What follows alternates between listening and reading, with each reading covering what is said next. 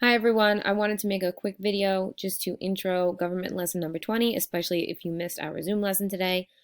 Zoom lessons, as a reminder, are on Wednesdays and Fridays, starting at 11:30. The link for the Zoom lesson will be posted in general announcements that morning, and I hope that I see you guys there. If not, here is a quick intro to the lesson for today.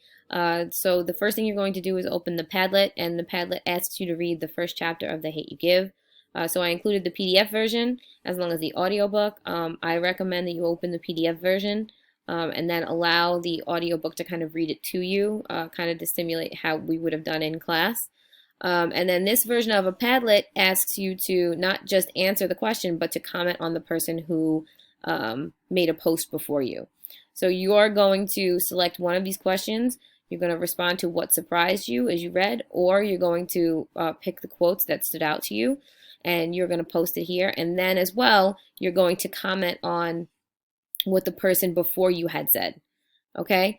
So this way we're kind of starting to talk to each other and kind of connect to each other a little bit more. And then you have the Nearpod. Here's the Nearpod.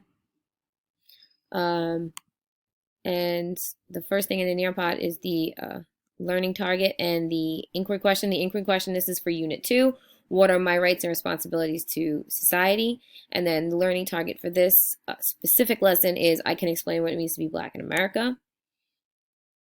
So this is another clip from the video you got in the Nearpod from Friday.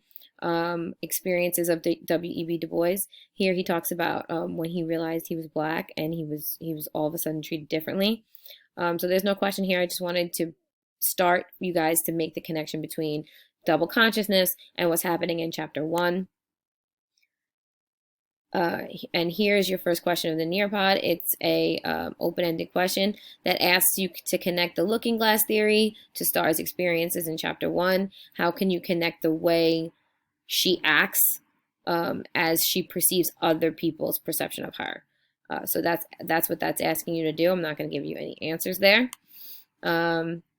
If you need to go back to the Padlet and take a look at Looking Glass Theory again, the Padlet from last week, and look at Looking Glass Theory again, all of that stuff is still available to you. The second open-ended question asks you to find examples of double consciousness in the first opening minutes of the film, and the opening minutes of the film are right here. And there's a lot of examples, but you can just pick out the ones that stand out to you and be specific about the examples, okay? You can do one or two here, all right? Okay, and your second open-ended question asks you to now read chapter 2 of The Hate U Give in the PDF, which I included here. And then what quotes stand out to you? This chapter is basically the catalyst or the purpose behind the whole book, or the events that happened in chapter 2. So it's a very important chapter to what we're going to be talking about. And then the next part is actually the scene from the movie that is the scene that you're going to be reading in chapter 2. So basically, this is an acted version of, unfortunately, the things that we see every day in interaction between police and people of color. So this scene can be graphic and it's hard to watch, but it's important to what we are going to be talking about in this unit. So what are you thinking about when you're watching the scene? What's your reaction to the scene? This is just your personal opinion and your feelings towards what's happening in this specific part of the movie. So you would make your comments here. And I wanted to include this as some context or some background. These are the rights that are meant to protect you during a traffic stop.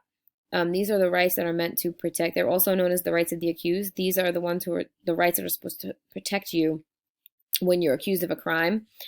So what you have here is the Fourth Amendment and the Fifth Amendment. The Fourth Amendment protects you from unreasonable searches and seizures by the government unless they have warrants that are based on probable cause. And probable cause meaning a reasonable expectation that you committed the crime. So these are the right. This right is basically your protection of privacy, and the government cannot violate your protection of privacy without some kind of a cause. Okay, during a traffic stop, they don't usually have a warrant, but there's a reason to stop you. Let's say maybe you're swerving in and out of traffic. There's a reasonable expectation that maybe, you're under the influence of some kind of alcohol or drug, and they need to protect the public. Or maybe there's an Amber Alert that identifies a car that's the same as your car, and then there's a probable cause that maybe you might have been part of this Amber Alert. So then there's a reason to search your car. But this is meant to protect you during a traffic stop. It's also meant to protect you against searches, just in general, searches of your homes or apartments or you on the street. So this is the amendment that protects you. And there's a lot of ins and outs to this amendment. And there's a lot of things, especially now that the digital world has taken over. How much privacy do you have online? How much privacy do you have to that digital information you put out there? And those are things that are still being figured out in the court system today. The other right is the Fifth Amendment. The Fifth Amendment has 5 parts to it, but just for this, we're going to focus on your protection and your right to private property. The government cannot just take away your property, and if they do take away your property, they have to follow due process of law or fair procedures, meaning there are rules that the government must follow in the process of denying you your right to private property. So there are rules and procedures that the government has to follow to go through before they can do that.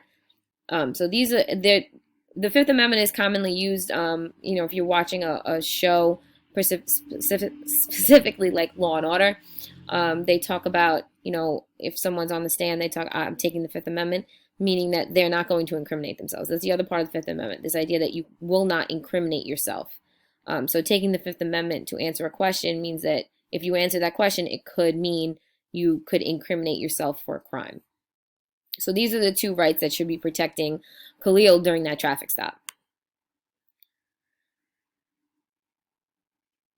And here is the final question. The final question, which basically connects back to the learning target, is what does it mean to be Black in America? And I included a video here from a documentary made by the New York Times where they're interviewing different people and discussing their experiences of what they have gone through in different times in their lives being Black in America. So I know this is kind of heavy stuff, but it's important to discuss. It's important to start the conversation because this is going to kind of springboard us into the rest of the unit. I hope you have a very nice day, and I hope to see you in our next Zoom lesson on Friday at 11:30. Okay, thanks, bye.